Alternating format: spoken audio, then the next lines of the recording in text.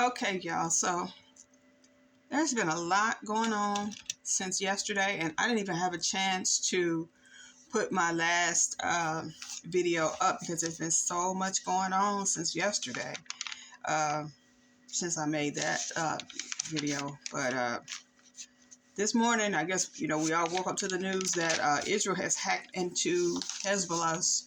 They've committed a major cyber attack against Hezbollah and hacked into their beepers and blew up their beepers.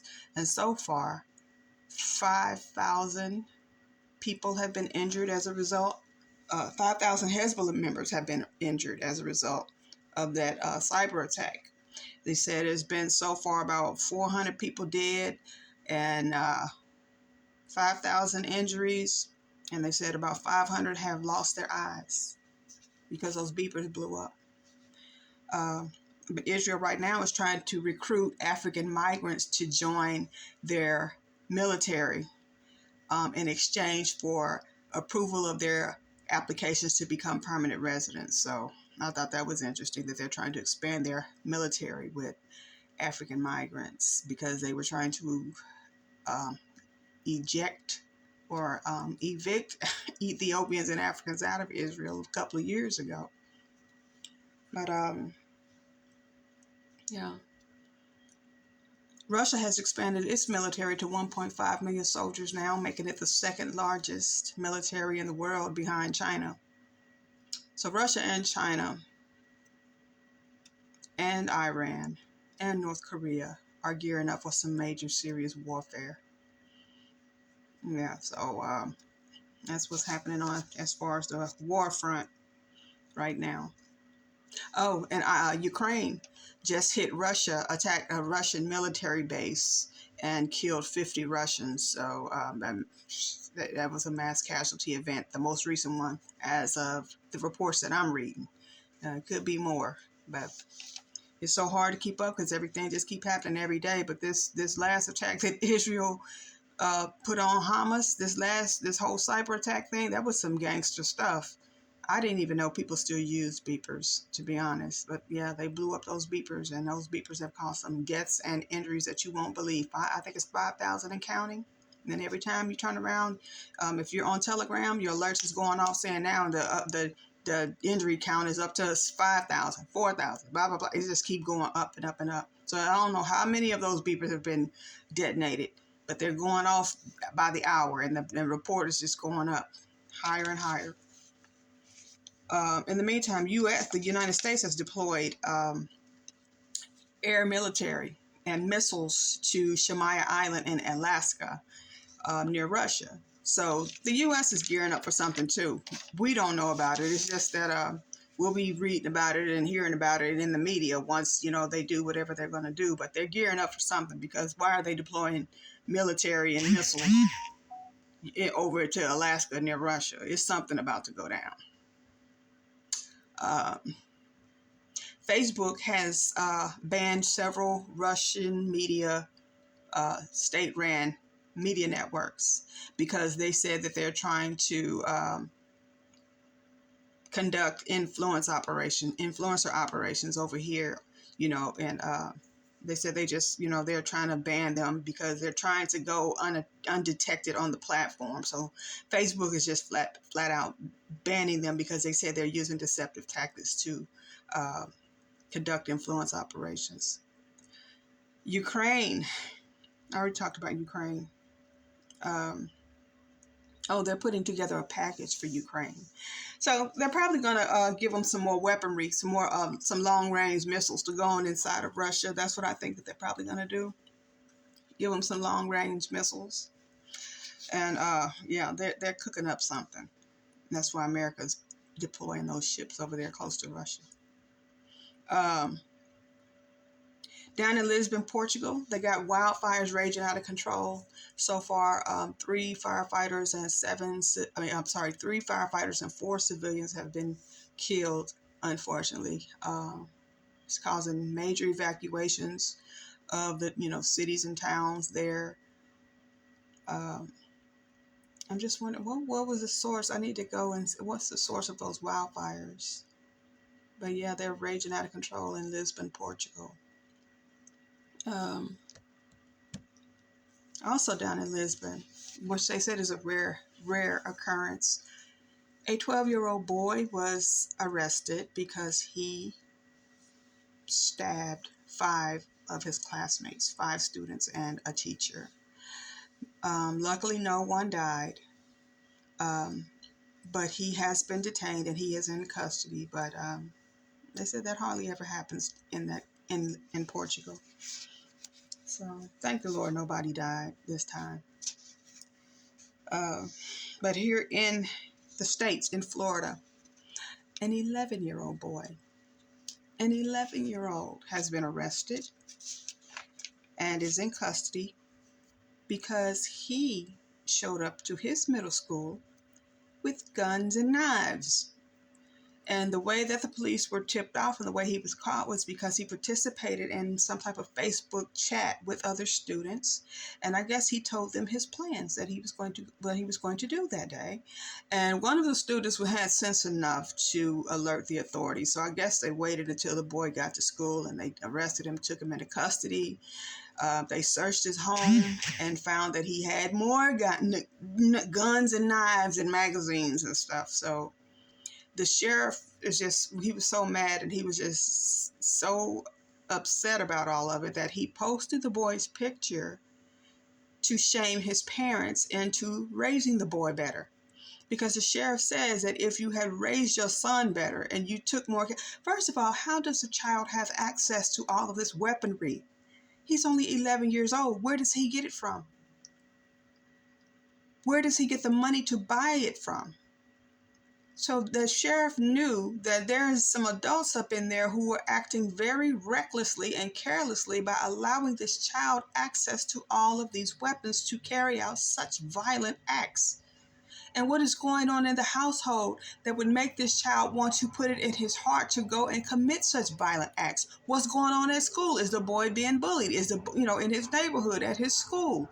Is there a lot of fighting and abuse in the home? What's going on in the home? Is something going on with that little boy that would even compel him or entice him or even force him to carry out such violent acts? And that's what the sheriff is saying. The parents need to take some accountability and responsibility for the actions of their children when something like this happens. But luckily, thank the Lord, nobody was hurt. So the boy is in custody, and what the sheriff is that he need to worry about now is by him posting that child's mugshot. The child has been charged. The 11-year-old has been charged with a felony.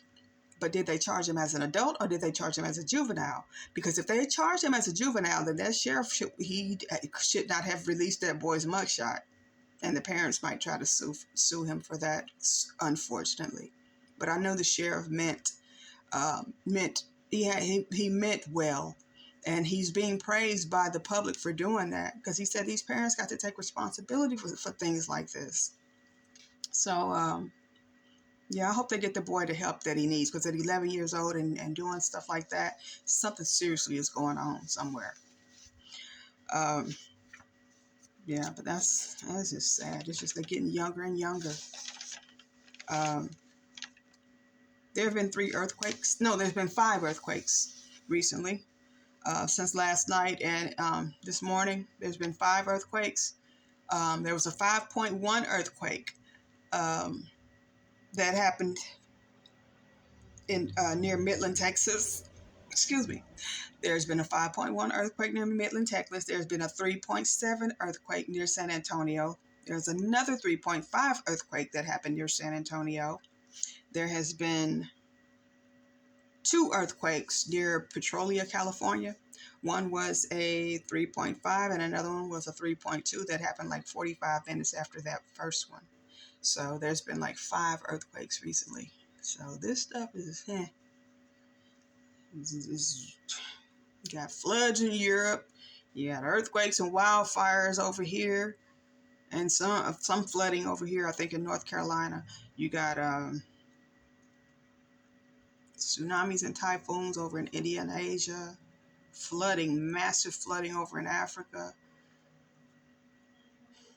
The only place you don't hear about is Antarctica. That's because humans can't live on Antarctica. That's the only continent you don't really hear anything about.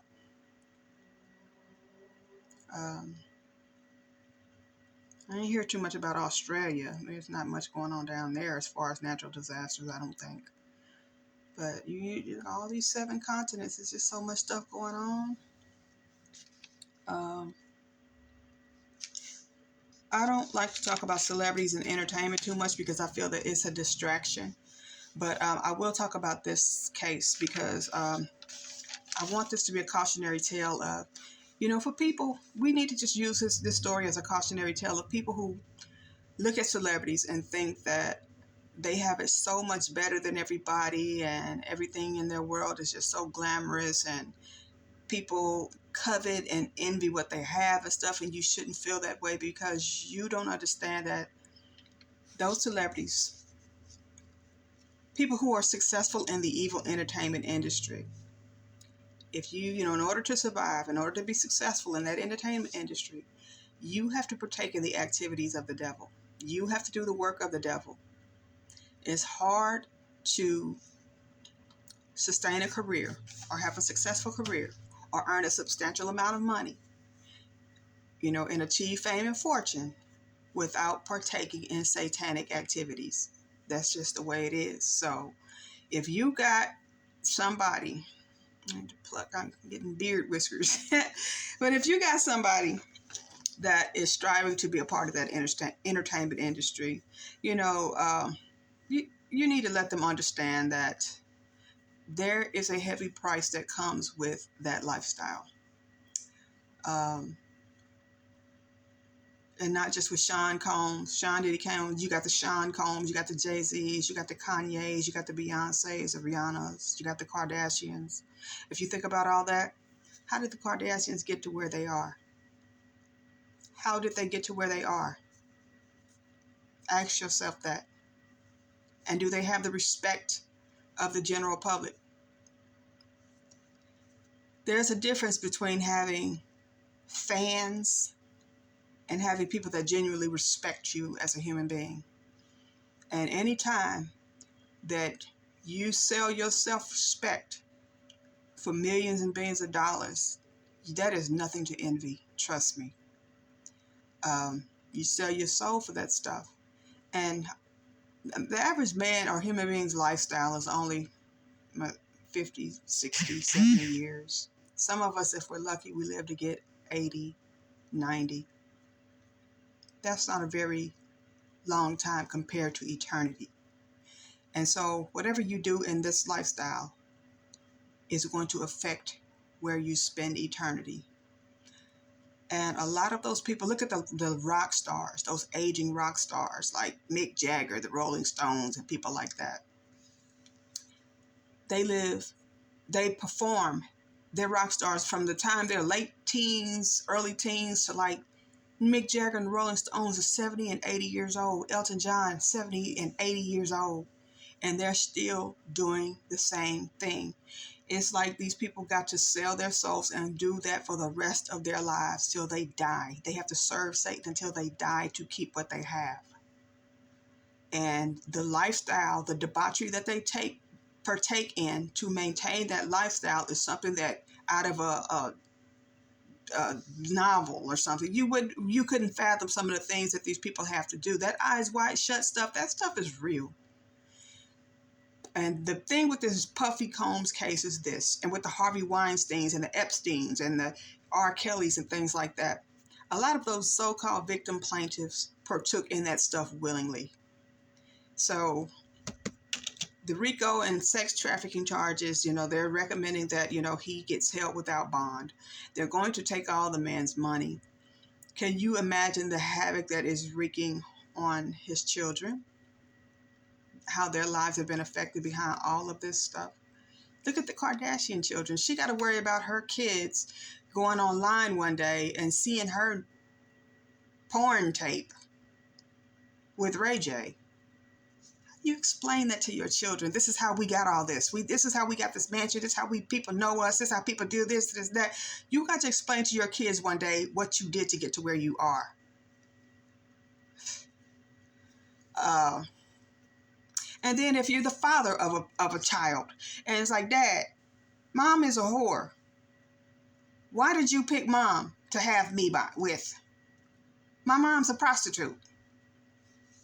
That's everybody's holding an L. Everybody holds an L in that situation. Puffy's kids lost their mother. 3 of Puffy's kids lost their mother. And now they're losing him. They may lose him as a father. And y'all think that's something y'all want to envy? No, Beyonce, Jay-Z, they don't copy up. Yeah, but you don't know what's going on in Jay-Z and Beyonce's world. You don't know what they have had to do to get to where they are. Some of them people, they practice all kind of satanic rituals and stuff, and y'all be thinking that that's just conspiracy theory stuff. That's not. That stuff is true. It happens. Then people have sold their souls to Satan. So talk to your kids. Tell your kids, let them watch Truth Behind Hip Hop, the series, G. Craig Lewis's series, EX Ministries, Truth Behind Hip Hop. He has about 14 DVDs about that stuff to let y'all know what these people have to do to get to where they are. But once they get to where they are, they do not realize that when you sign a deal with the devil, you will always lose, and you will lose big. It depends on the level that you are. The more you have, the more that he gives you, the more you will lose. The more you sign a $100 million deal with the devil, guess what's going to happen? You're going to lose your soul. Ooh, you're going to lose your soul if you don't beg the Lord to get you out of it, to tear up the contract, void that contract. You are going to lose your soul. And it's going to affect you, and it's going to affect everybody around you. So that's what I have to say about that. Jane's Addiction has been in the public. My time is running out. That's why I'm talking fast. The group Jane's Addiction, the heavy metal group, the rock star group, they got to fighting on stage. And I used to listen to that song that they made called 3 Days and did not understand. That song sounds good. I mean, is a song I used to listen to. One of the songs I used to listen to by Jane's Addiction. That is the most blasphemous song I ever heard in my life. When I sat back and I really focused on the lyrics and read the lyrics one day, and I'm like, man, we really don't be knowing what we be singing. That song blasphemes Jesus. It's about, if you read the story of how that song was written, it was written by a drug-addicted lead singer of Jane's Addiction about an orgy that he had with 2 women. One of the women, I think, died of a drug overdose afterwards. But he says on the album cover, it's a man, it's him with 2 women on the side. He said it's like Jesus and Mary, Virgin Mary, and Mary Magdalene. That's the most blasphemous stuff but he's Jewish, so that's the reason why he said that. But still, I didn't realize. And oh my God, I had to repent and ask the Lord to forgive me. I'm like, oh Lord, I didn't know. We don't be knowing what we be listening to when we listen to that stuff. But that's the wickedness that I talk about, y'all. But anyway, enough of that. They got to fighting on the stage. I thought that was a coincidence. That song 3 Days or whatever. There's going to be a supermoon tonight, 10:30 Eastern Standard Time. Supermoon tonight. So be sure to catch that. And a partial eclipse. But yeah, I say all that to say this, y'all. We got to stay prayed up in these end times, man, because it's getting serious. It's getting real. And I will be back if something else happens, because, you know, you can't blow up beepers and hurt 5,000 people and think nothing's not going to happen. So, yeah, y'all. Get ready, brace yourselves, stay prayed up. God bless everybody. And until then, I'll be back. I'll talk to you later. Bye. There have been chaotic scenes across Lebanon overnight where at least 9 people have been killed and nearly 3,000 injured in a series of pager explosions. And a warning, some of this vision is confronting. Handheld pagers used by the militant group Hezbollah were detonated in a wave of blasts across the country. A child was among the victims. Hezbollah official says it's the biggest security breach the group has experienced in nearly a year of war with Israel. Nobody has claimed responsibility for the attack, but Hezbollah has blamed Israel and has vowed there will be punishment. Let's go live to our Middle East correspondent, Alison Horn from Jerusalem. Ali, what do we know about how these explosions happened? Certainly very confronting vision we're seeing. Yeah, good morning, Bridge. It was early in the afternoon local time when we started getting reports of these series of explosions all across Lebanon, including in the capital, Beirut. Videos that have emerged from the scene show these pages, the communication devices that had been used by Hezbollah members to communicate with each other, exploding in people's hands and in their pockets in the hundreds. We do know from the Ministry of Health that about 3,000 people have been injured. They say 200 of them are in a critical condition. They have critical injuries. And of the people that have been killed, and they are expecting those numbers to rise, they say at least one is a child, an 8-year-old girl. So civilians appear to have also been caught up in this attack. Hezbollah and Lebanese officials have placed the blame for this at Israel's feet. They say this was a coordinated attack by Israel. Now, Israel hasn't commented on it. It hasn't confirmed or denied any involvement. That's not unusual. It's incredibly rare for Israel to comment on any attack that it's been involved with on foreign soil, but there is broad consensus across the Middle East tonight here, local time, that Israel is the only key credible player that would be behind this kind of an attack.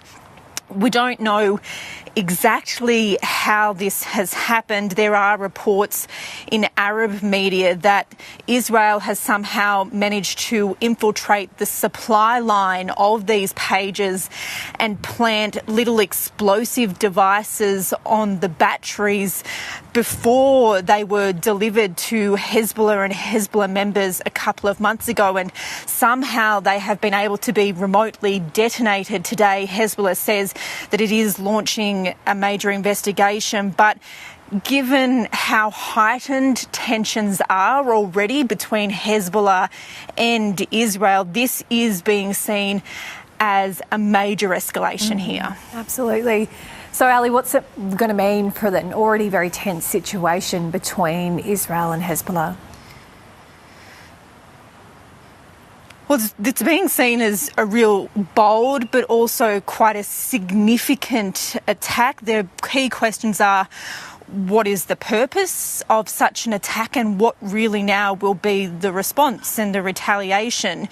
Security analysts are already commentating on what the point of this attack could have been. It has now largely disabled Hezbollah's communication channels, or they do have some other networks, but they had been largely relying on these pages to avoid detection by Israeli intelligence. Those communication channels are now in disarray, in chaos, destroyed. And so there is speculation that Israel may have carried out this an attack on the communication channels as a precursor to a larger Israeli military invasion into southern Lebanon.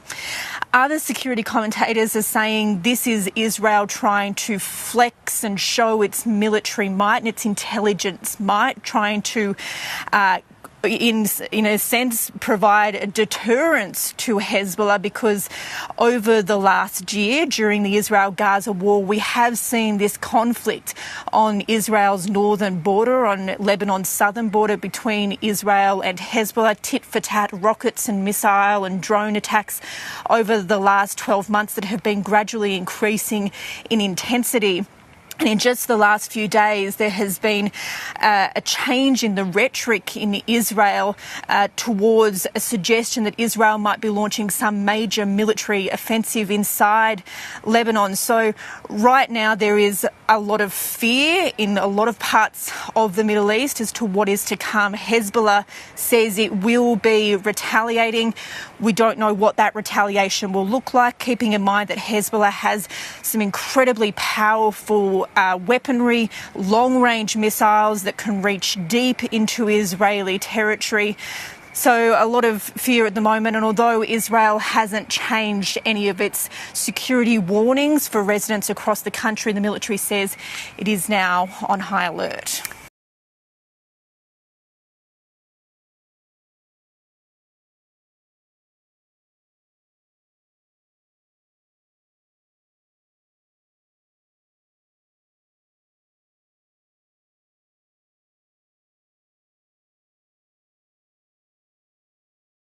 Russian President Vladimir Putin has ordered a significant increase in the size of the country's military, adding 180,000 troops to bring the total to 1.5 million active servicemen. The decree, set to take effect on 1st December, was published on the government's official website and will raise the overall size of Russia's armed forces to 2.38 million personnel. This expansion will make Russia's army the second largest in the world, following China, according to data from the International Institute for Strategic Studies. The increase marks the third time Putin has expanded troop numbers since Russia's full-scale invasion of Ukraine began in February 2022. Despite heavy battlefield losses, Moscow has relied on volunteer soldiers and avoided additional mass mobilization efforts following the backlash seen during a 2022 call-up of 300,000 reservists. The Kremlin has yet to reveal how it will implement the troop increase or if the draft will be expanded further.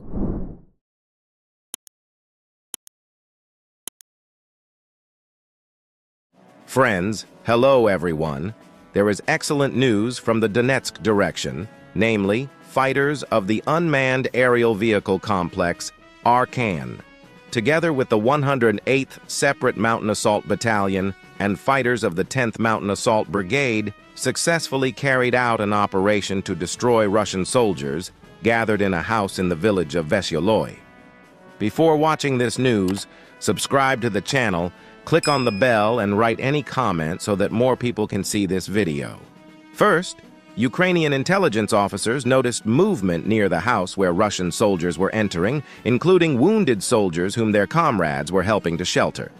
This place seemed to the enemy to be an ideal shelter from shelling and drones, and the soldiers, confident in their safety, began to gather in the house.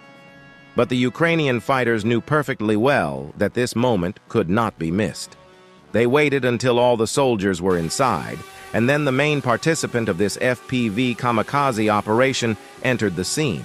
The aircraft was aimed precisely at the target, and a moment later there was a deafening explosion. The explosion was so powerful that the roof of the house was literally blown off, turning the once reliable shelter into a death trap. The house was destroyed, and the Russian soldiers, confident in their safety, were caught off guard. This gift from the Ukrainian soldiers was their last, leaving alive the few who were outside the affected area.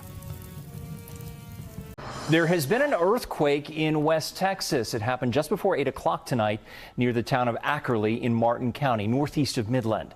This is video from a wildlife camera at Lake Allen Henry. If you look closely here, you can see the shaking.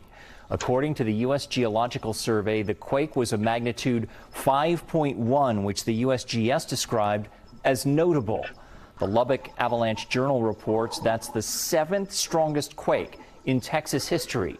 People in Lamesa say it shook their home for 5 to 10 seconds.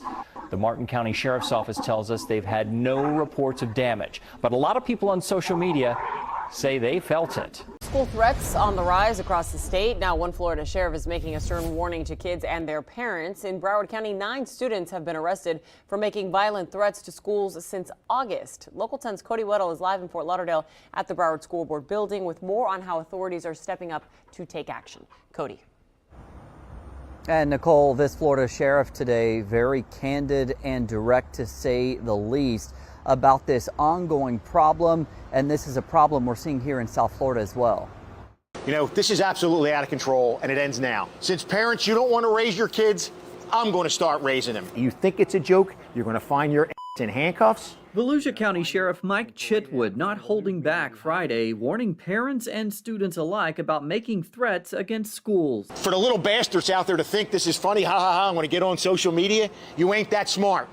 Let me tell you, you ain't that smart. You're getting caught. It's a growing problem in Volusia and around the state. Chitwood says his office has received 207 tips about threats to schools already this school year. In South Florida, a similar problem. On Wednesday, Sheriff Gregory Toney and Superintendent Dr. Howard Hepburn announced the arrest of 9 students for posting online threats. If you did an assessment on every time one of these pranks happen, we're probably burning up about $50,000, $60,000 just for that operation. That's serious, folks. Those ultimately fake threats mentioned 6 locations, including the Broward County School Board offices. It can change their trajectory for the rest of their life, oftentimes ending up in arrest and also expulsion from our schools. Florida strengthened its penalties for making threats in 2018, making it easier to charge those making the posts with felonies. Go talk to the families who have lost a loved one in a school shooting. These little knuckleheads think it's funny. Go talk to those parents. Every time we make an arrest, your kid's photo is going to be put out there. All of those arrests in Broward County were students between the ages of 11 and 14 years old, and all of them posted online or in text messages, and all of those kids now facing possible jail time. We're live in Fort Lauderdale tonight. I'm Cody Weddle, Local 10 News.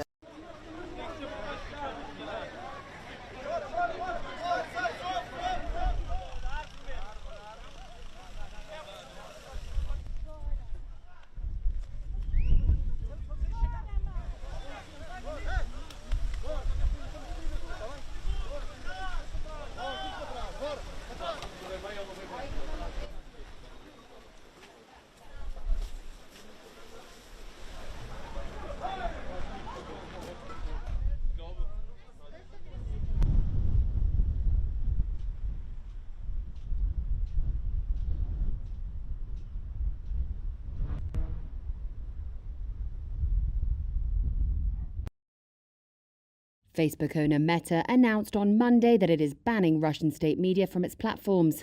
That includes RT and Rossija Zagodnya, with the company citing deceptive tactics used to carry out covert influence operations online.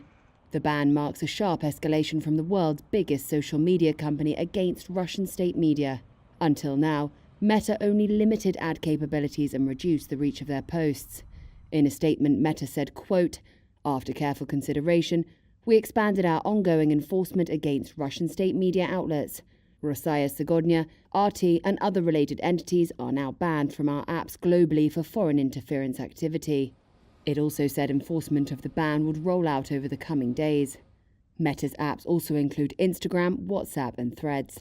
The decision follows the US filing money laundering charges against 2 RT employees. Washington alleges the 2 hired an American company to produce content aimed at influencing the 2024 presidential election. Days ago, Secretary of State Antony Blinken equated RT's activities to covert intelligence operations. They are engaged in covert influence activities aimed at undermining American elections and democracies, functioning like a de facto arm of Russia's intelligence apparatus. Today, we're announcing that these Kremlin-backed media outlets are not only playing this covert influence role to undermine democracy in the United States, but also to meddle in the sovereign affairs of countries around the world. Russia's embassy to the US did not immediately respond to a Reuters request for comment, and the White House declined to comment. In briefing materials shared with Reuters, Meta said it had seen Russian state-controlled media attempting to evade detection online and anticipated continued deceptive practices. More than 30,000 African asylum seekers live in Israel, many in legal limbo as their applications languish. But recently, many of them were reportedly offered the chance at permanent residency. But what's changed? Prime Minister Benjamin Netanyahu calls them infiltrators and has repeatedly tried to deport or imprison them. A call that grew louder after public disputes like this one among Eritreans. But now it seems the State of Israel has found a use for these formerly unwanted individuals: war. The Haaretz Daily says Israel's Defense Ministry is quietly offering African migrants a pathway to permanent residency in exchange for signing up to the army. Haaretz quotes unnamed defense officials who say the project is being conducted under legal guidance. The manner in which the Israeli military deploys the asylum seekers is unknown, but it's reportedly life-threatening. Many migrants who live in Israel themselves wanted to sign up and fight for Israel after the Hamas-led attack on October 7. Technically, only people with permanent residency or Israeli citizenship are eligible to join the army. Human rights advocates say Israel's defense establishment is exploiting migrants, many of whom have fled wars themselves. They've called this an evil and cynical practice. and ultimately one that, in the midst of what some describe as a genocidal war, critics say is not much of a surprise.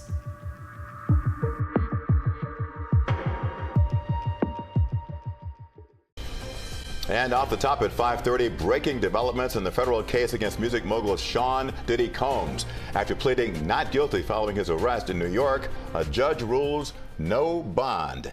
Diddy is charged with racketeering, conspiracy, and sex trafficking. Good evening. I'm Jim Barry. And I'm Lauren Pastrana. Naja is on assignment. Many details are stunning and maybe disturbing for some viewers to hear. CBS News Miami's Anna McAllister is live in Miami Beach with more on this explosive case. Anna?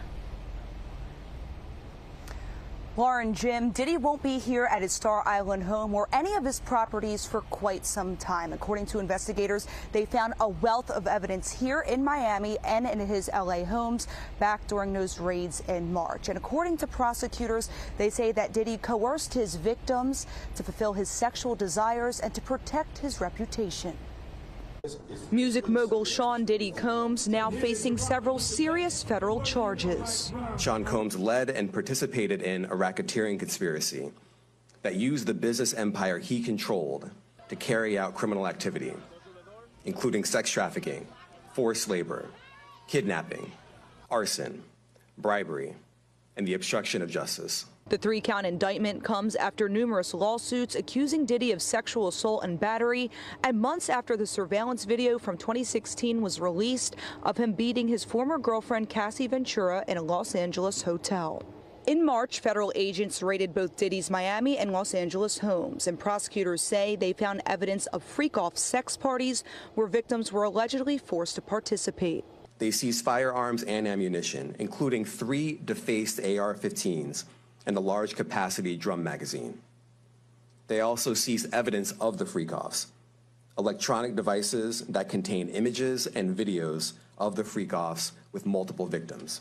The indictment goes on to state that investigators seized various freak-off supplies, including narcotics and more than 1,000 bottles of baby oil and lubricant. Diddy's lawyers say he is innocent and argue that he should be released on bail ahead of trial. Right now, Diddy is the only defendant listed in the indictment. I would not be surprised that if this case is ultimately resolved through a negotiated plea, while he's charged in a conspiracy, it's interesting that there are no co-conspirators that were named in this indictment, which leads me to believe that there are a lot of cooperating witnesses. If the case goes to trial and Diddy is found guilty, he could spend a minimum of 15 years to a maximum sentence of life in prison. A year ago, Sean Combs stood in Times Square and was handed a key to New York City. Today, he's been indicted and will face justice in the Southern District of New York. And Diddy's lawyers say that their client is innocent, and again, he is being held without bond. But for now, reporting live from Star Island in Miami Beach, Anna McAllister, CBS News, Miami.